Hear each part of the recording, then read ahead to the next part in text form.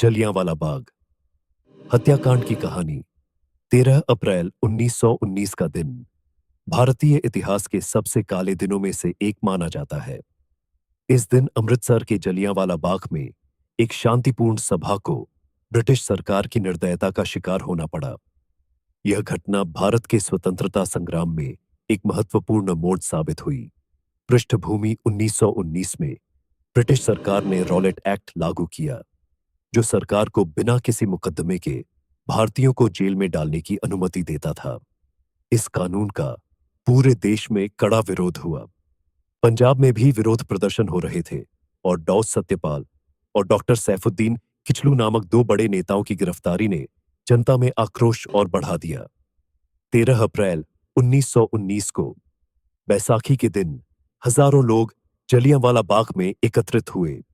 कुछ विरोध प्रदर्शन के लिए आए थे तो कुछ लोग बैसाखी का त्योहार मनाने पहुंचे थे। नरसंहार, हत्या का तांडव। ब्रिटिश जनरल रेजिनाल्ड डायर अपनी सेना के साथ जलियांवाला बाग पहुंचा। बाग चारों ओर से ऊंची दीवारों से घिरा था और उसमें केवल एक संकरा रास्ता था। डायर ने बिना किसी चेतावनी के अपनी सैनिकों को निहत्थे भीड़ पर गोलियां चलाने का आदेश दिया। लगभग 10 मिनट तक लगातार गोलीबारी होती रही।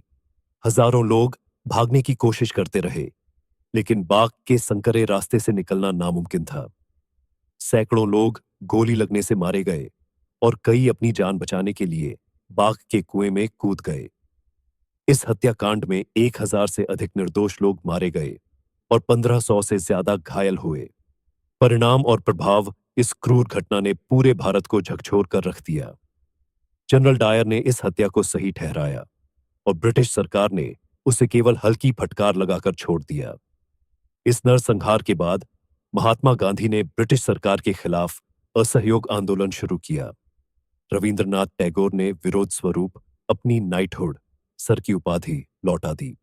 इस हत्याकांड ने भारत के स्वतंत्रता संग्राम को और तेज कर दिया और भारतीयों के हृदय में अंग्रेजों के प्रति गहरा आक्रोश भर दिया। जलियांवाला बाग स्मारक आज जलियांवाला बाग अमृतसर में एक राष्ट्रीय स्मारक के रूप में खड़ा है। बाग की दीवारों पर आज भी गोलियों के निशान देखे जा सकते हैं और शहीद कुआं उन लोगों की याद दिलाता है जो जान बचाने के लिए उसमें कूद गए थे। यह घटना भारत की आजादी की लड़ाई में एक बड़ा मोड़ साबित हुई और अंततः 15 अगस्त 1947 को देश को स्वतंत्रता मिली।